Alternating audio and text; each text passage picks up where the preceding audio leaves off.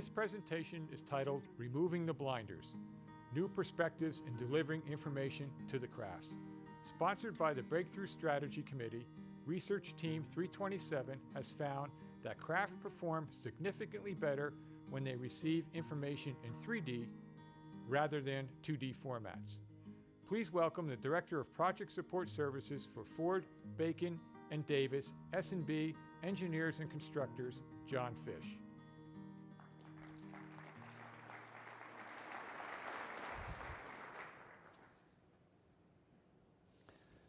When you go to the average gaming table, you've got a 1 in 35 chance of being a winner. For every dollar you put on the table, you have an opportunity to win. However, what if I told you that there's a table out there where we actually reverse that, where virtually it's almost impossible to lose, that for every dollar that you put on that table, you have an opportunity to get back $36. Ladies and gentlemen of the construction industry, Research Team number 327 has found such a table. This is our team makeup. You can see we have a relatively small team. We're more like a ranger crew, and there's a lot of passion in this particular team. We did what we're talking about here. We call this Fleisch Track. We did Fleisch Track research in 11 months, setting hopefully a new standard that we'll be able to follow up with a breakthrough strategy on some future research for innovative projects. There's a trend. There's a trend in industry that we want to reduce cycle times, and the way we do that is we reduce engineering. You've heard a lot about that today, putting deliverables out there before they're ready, getting people in the field. The trick is to reduce engineering, squeeze the cost, put a 3D model in the field, take away their plans and sections, and just really not doing construction very well. Project is like a balloon. When you squeeze it in one point, it tends to blow up in another, and that's what our research discovered. So we challenged that concept, and what we wanted to look at is what can engineering do to actually improve productivity in the field? Is there something that we can do better, that we're not doing? So let's look at some background here and some motivation. Some of you may have been around when we were doing CAD on a mainframe. This is 1980s. Well, we've come a long way with BIM and all the millions of dollars that we put into 3D technology and models and everything. Now let's take a look at what we give the piping craft. Now this is the main deliverable that we give the piping craft to erect pipe. And this is what it looked like in the 40s, 50s, 60s, 70s, 80s, 90s. And guess what? Come on, there it is. It pretty much looks that way now. After all the technology, after all the things we do, the document that we hand to the piper in the field to erect looks exactly the same way it did in 1940, except it's drawn by a computer and it's harder to read. So why piping? So we zeroed in on piping, our team did. We were looking for a rifle shot. It's got the highest amount of direct labor, material cost. It's the most complex and it's the longest duration on most industrial projects. Our research went from the Gulf Coast all the way up to Canada. We interviewed 6 focus teams, 80 pipe fitters. What do you get now? What are the problems? What would you like to see? And what are your ideas that would improve productivity? They really laid it on us. They were very, very adamant about, look, you give me a stack of ISOs. There's no scale on these ISOs. There's no plans and sections. You've got coordinates on these ISOs, a north-south and an east-west coordinate. Hell, you might as well have told me where you live in longitude and latitude. There's no directions out there in the field for me to look at, no coordinates. So he has to take this stack of ISOs and try and figure out how they fit together, how they fit into a plant. So it's very, very difficult. When we were in these projects, this is primarily intended for pipe fitters. And one of the E&I contractors came in there, and I said, Jim, I'm sorry, this is really for pipers, you don't have to stay. He said, no, you don't understand. He said, on these fast track projects, used to, piping would go in and run the pipe, and then electrical would come in and we'd do the conduits. He said, because the fast track projects, electrical is now in there before piping, and 30% of our conduits have to be rerouted because piping always wins. So there again, we're talking about waste and not a lack of productivity in the construction site. Now, some of you may be asking, just what does I'm sorry, some other things that we came up with. We also looked at 3D printed models.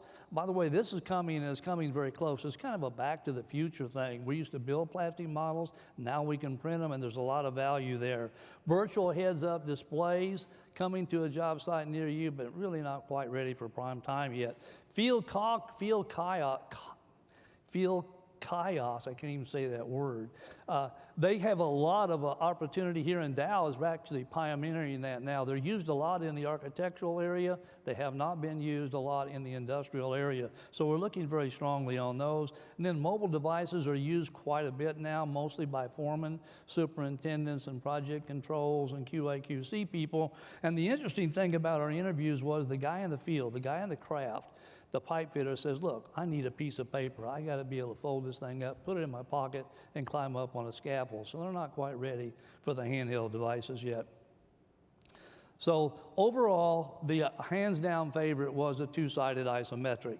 And the thing of it is, it's been here for a long time. There's no extra technology. It's easy to use. It's easy to create. It's what we call shovel-ready. Now, some of you may be asking, what does a two-sided ISO look like? This is a traditional ISO. You've all seen those. This is the back side of that ISO. So it's a two-sided ISO is what we call it. You flip it over. It's the model view on the back side. Again, the traditional ISO and the back side of the ISO. And every time we show this to the pipe fitters, they all said, man, if we had this, do you realize how easy our life would be, how simple it would be to plan the installation of the piping? We actually, from this, we went out on field trials where we gave them a bunch of plastic pipe, and we also gave these people some cognitive tests, and that's the ability to rotate things in your head, take shapes and rotate them around to see if it's the same. Because in an ISO, you got to do a lot of rotation to really be able to read one. Our field trials showed us over and over, every time we tried it, time to complete was faster. Number of errors was fewer. The direct work, more direct work, and less indirect work or prep time or what we call planning. And that was across the board in every test that we had. In addition, it kind of layers the levels of playing field. See that yellow? The yellow represents the pipe fitters with high cognitive skills. Now, these people could rotate things around their head. The blue, the people with not so good cognitive skills. There was a significant difference in what it took to put these things together or assemble, complete the test. When we gave them the two-sided ISO, it started to level the playing field. It started going away. Also, the same thing here whenever we looked at number of errors. Look at the number of errors between those with good cognitive and those with less cognitive skills. Given the two-sided ISO, it goes to 0. What's the meaning here? Less skilled craftsmen are required to assemble things at a job site. Another story that we had, ABC was having a workshop in Freeport. We took advantage, and they were asking how many high school kids wanted to go in the construction industry. So we took advantage of that opportunity, and we tested the kids. We gave them the ISOs. They looked at the ISOs. They did not have a clue, had no idea what to do with those ISOs. We gave them the two-sided ISOs, and they were almost as productive as a skilled pipe fitter. They were able, oh, I see what it's like now. I can put it together. Bottom line, and that is that installation, our tests prove that installation is 16% faster, labor saves 14%, and for every dollar that you spend in engineering, and you will have to spend some more dollars in engineering, it's a matter of where you put your dollars, you have that opportunity to win $36 back in the field. So our research is available on the download.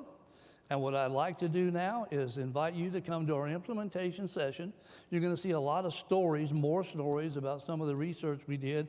We'll talk about mobile devices, field kiosks, and you're going to have a hands-on opportunity to look at the difference, to assemble the pipe yourself, go through the same test that the pipe fitters did, and we're going to demonstrate to you how easy it is for your company to play at the winning table.